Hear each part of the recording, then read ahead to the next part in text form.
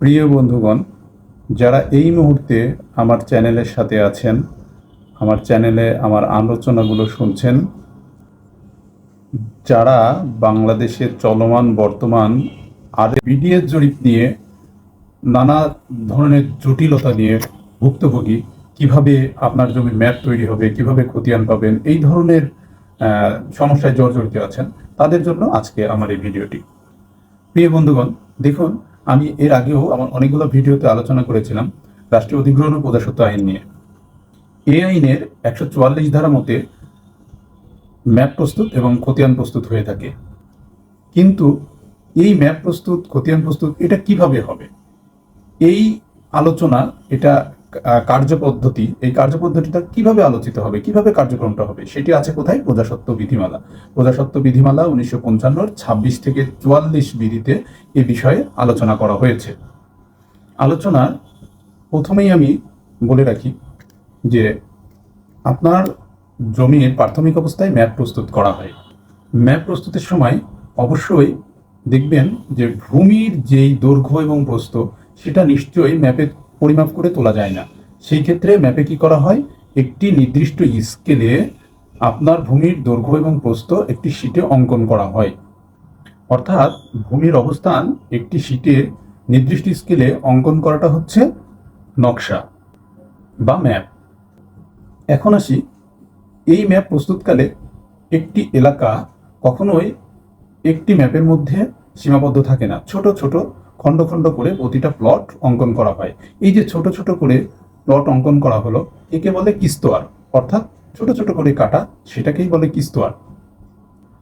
এবার আসবো যে ম্যাপ অঙ্কন করার সময় অবশ্যই উত্তর দিক নির্ধারিত হয়।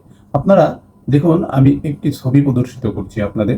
এখানে উত্তর সীমানা অর্থাৎ উত্তর দিক, এই যে আমি গোল চিহ্নিত করে দিলাম, এই গোল চিহ্নিত স্থানটির উপরের দিকটা হচ্ছে উত্তর, নিচের দিকটা হলো দক্ষিণ, ডানে পূর্ব, বামে পশ্চিম। যখন ম্যাপটি কিস্তোয়ার করা হচ্ছে বা কিস্তোয়ার করা হয়, তখন উত্তর পশ্চিম কোণা থেকে শুরু হয়।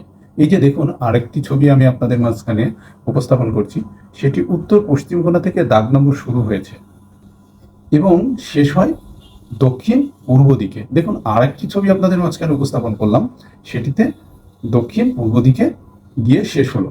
এবার দেখুন যে একটি ম্যাপের মধ্যে কিছু অবস্থান নির্ধারিত হয়, যেটা ম্যাপের যে কোনো একটা সাইডে একটি বক্সে উল্লেখ করা থাকে।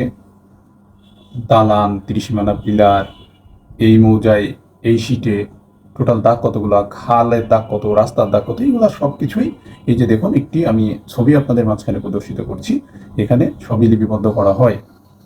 মনে রাখবেন, পূর্বের জরিপে, অর্থাৎ এখন বিডিএস সার্ভে, আমাদের পূর্বের জরিপ হবে বর্তমান আরএস, মানে যেটা চলমান, বা কোথাও বিআরএস বলে। অর্থাৎ পূর্বের জরিপের যে সকল স্থাপনা বর্তমান ম্যাপে উপস্থাপিত হয় বা অঙ্কিত হয়, সেটাকে বলে অ্যাডাপ্টেড স্টেশন।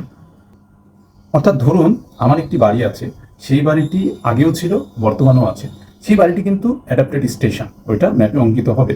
এবার জরিপের সময় যেগুলো ত্রিসীমানা পিলার বা মৌজা ম্যাপের যেই বিভিন্ন পিলার স্থাপন করা হয় মৌজা অনুযায়ী, সেগুলো ফিক্সড স্টেশন। আপনি যখন জমি পরিমাপ করবেন, তখন ফিক্সড স্টেশন অথবা অ্যাডাপ্টেড স্টেশন থেকে জমি পরিমাপ করলে জমি পরিমাপগুলো অবশ্যই সঠিক হবে। এভাবেই জরিপের সময়ে একটি ম্যাপের কিস্তোয়ার করা হয় এবং ম্যাপের বিভিন্ন তথ্য উপাত্ত ম্যাপের উপর উপস্থাপন করা হয়।